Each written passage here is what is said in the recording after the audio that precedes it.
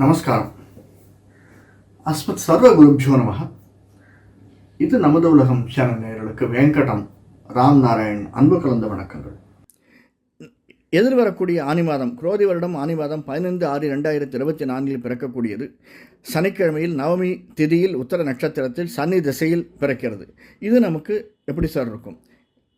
ரிஷபராசி என்றாலே ஏற்றத்தை எதிர்கொள்ளக்கூடியது, மாற்றத்தை விரும்பி ஏற்றுக்கொள்ளக்கூடியவர்களாக இருக்கக்கூடிய ரிஷபராசி என்பவர்களே, நமக்கு இந்த ஆனி மாதம் எப்படி அமைந்திருக்கும்? நம்முடைய ராசியில் குருவும், அதாவது ரிஷபத்தில் குரு, 12இல் செவ்வாய், 11இல் ராகு, 10இல் சனி.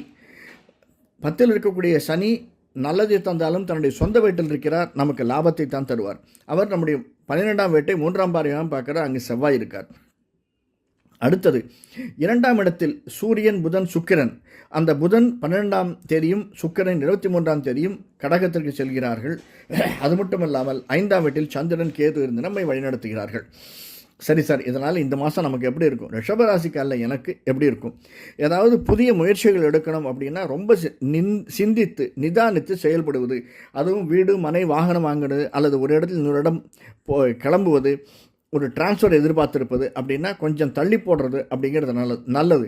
ஏன்னா 7ஆம் வீட்டுக்குடையவனும் நம்முடைய 12 குடையவனும் ஆன செவ்வாய் 12ஆம் வீட்டிலேயே, தன்னுடைய வீட்டிலேயே இருக்கிறதுனால அந்த ரிலேட்டட் இஷ்யூஸ், இன்னும் சொல்லப்போனால் இந்த கன்ஸ்ட்ரக்ஷன் தொழிலில் இருப்பவர்கள், வீடு மனை வாகனம், இந்த ரியல் எஸ்டேட் தொழில் இருப்பவர்கள், இவர்கள் கொஞ்சம் நிதானித்து சிந்தித்து கையெழுத்து போடுறதுக்கு முன்னாடி, ஒருத்தர்கிட்ட பேசுகிறதுக்கு முன்னாடி ரொம்ப யோஜனை பண்ணி ஒரு தரத்துக்கு 2 தரம் சிந்தித்து செயல்படுவது நல்லதை கொடுக்கக்கூடியதாக அமைஞ்சிருக்கும்.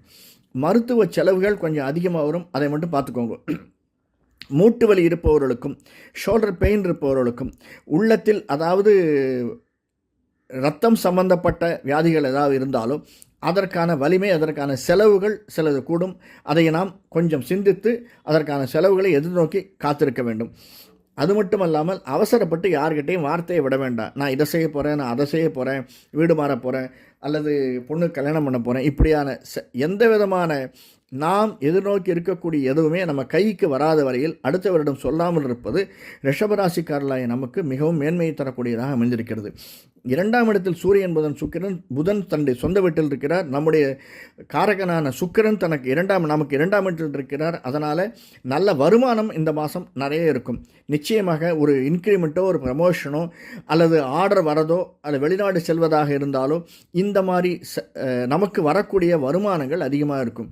இன்னும் சொல்லப்போனால் ஒரு பிஸ்னஸ், அந்த பிஸ்னஸில் நாம் எதிர்பார்த்து காத்திருக்கக்கூடியவைகள் நிச்சயமாக நமக்கு ஏற்ற லாபத்தை தரக்கூடியதாகத்தான் அமைந்திருக்கும் ரிஷபராசிக்காரர்களுக்கு இந்த வரக்கூடிய ஆனி மாதம். ஆனால் இந்த ஷேர்ஸில் போடச்சே மருத்துவ சம்மந்தப்பட்ட, மெடிக்கல் சம்மந்தப்பட்ட ஷேரில் போடுறதோ, நிலம் சம்மந்தப்பட்ட ஷேர்ஸில் போடுறதோ கொஞ்சம் யோசித்து விட்டு சிந்தித்து விட்டு செயல்படுவது நல்லது. அதுவே ஆன்மீகவாதிகளுக்கும் அரசியல்வாதிகளுக்கும் இந்த மாதம் மிக மிக ஏற்றத்தை தரக்கூடிய மாதமாக அமைந்திருக்கிறது.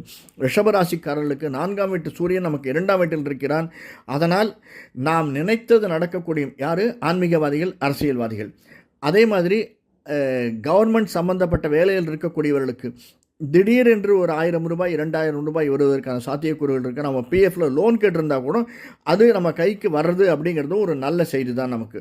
ஏன்னா நாம் எதிர்பார்த்து காத்திருப்பது இந்த மாதம் நமக்கு வருவது என்பது நல்ல செய்தியாக அமைந்திருக்கிறது.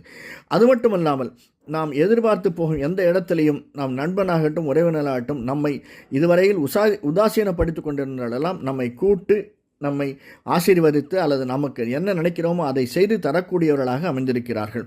ஆனால் நாமும் நம்முடைய தெய்வங்களை வணங்கி வருதல் அப்படிங்கிறது ரொம்ப நல்லது. எஸ்பெஷலி வெள்ளிக்கிழமைகளிலும் வியாழக்கிழமைகளிலும் நாம் நம்முடைய இஷ்ட தெய்வம், குலதெய்வத்தை வணங்கி அதை ஏற்றுக்கொண்டு வருவது என்பது மிகவும் நல்லது.